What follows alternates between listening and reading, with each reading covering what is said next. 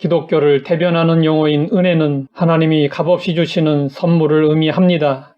그리스도를 통한 구원과 성령의 역사는 사람이 행위로 뭔가 대가를 치르고 살 수 있는 것이 아닙니다. 그렇기 때문에 성경에서는 하나님의 은혜를 설명할 때 값없이라는 말이 같이 사용됩니다. 은혜를 받으면 그 은혜를 잘 간직하여 증가시켜가는 사람이 있습니다. 반면에 은혜를 받고 얼마 못 가서 다 쏟아버리는 사람이 있습니다. 생활하면서 때를 따라 은혜를 받는 것은 중요합니다. 받은 은혜를 소홀히 하지 않고 소중히 여기는 것은 더욱 중요합니다. 사람들은 가늠하다가 현장에서 잡혀온 한 여인을 정죄했지만 예수님은 용서하시고 그 여인에게 다시는 죄를 범하지 말라고 하셨습니다. 예수님은 은혜를 베푸시고 받은 은혜를 헛되게 하지 말라고 당부하셨습니다. 은혜를 가장 강조한 사람은 바울입니다. 바울이 강조한 대표적인 은혜의 구절들은 다음과 같습니다. 하나님의 은혜로 값없이 의롭다 하심을 얻은 자 되었느니라. 허물로 죽은 우리를 그리스도와 함께 살리셨고 너희는 은혜로 구원을 받은 것이라. 바울의 모든 서신에는 은혜가 강조되고 은혜가 없는 서신은 하나도 없습니다. 바울은 은혜를 경험하고 강조했을 뿐 아니라 그 은혜가 헛되지 않도록 최선을 다해 수고했습니다. 그러나 자신의 그 수고조차도 은혜였음을 고백했습니다. 그러나 내가 나 된 것은 하나님의 은혜로 된 것이니 내게 주신 그의 은혜가 헛되지 아니하여 내가 모든 사도보다 더 많이 수고하였으나 내가 한 것이 아니요 오직 나와 함께 하신 하나님의 은혜로라. 바울은 성도들에게 권했습니다. 우리가 하나님과 함께 일하는 자로서 너희를 권하노니 하나님의 은혜를 헛되이 받지 말라. 은혜 받은 사람답게 살라는 것입니다.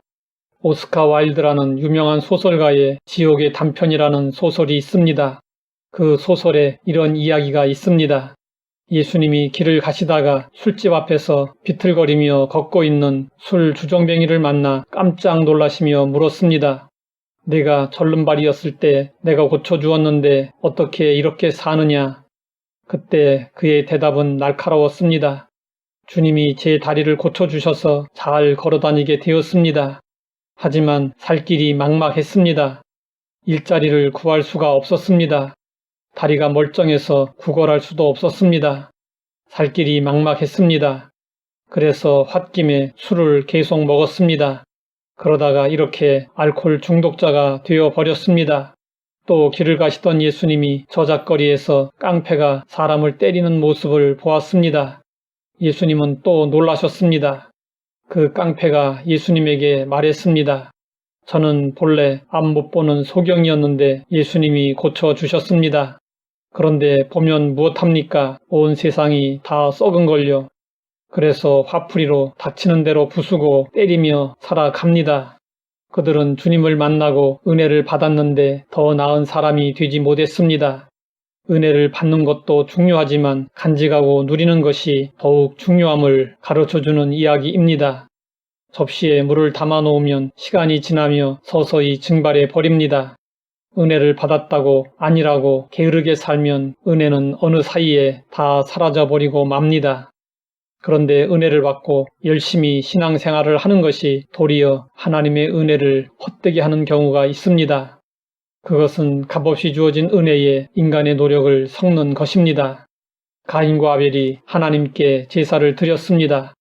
하나님은 아벨의 제사만 받으시고 가인의 제사는 받지 않으셨습니다.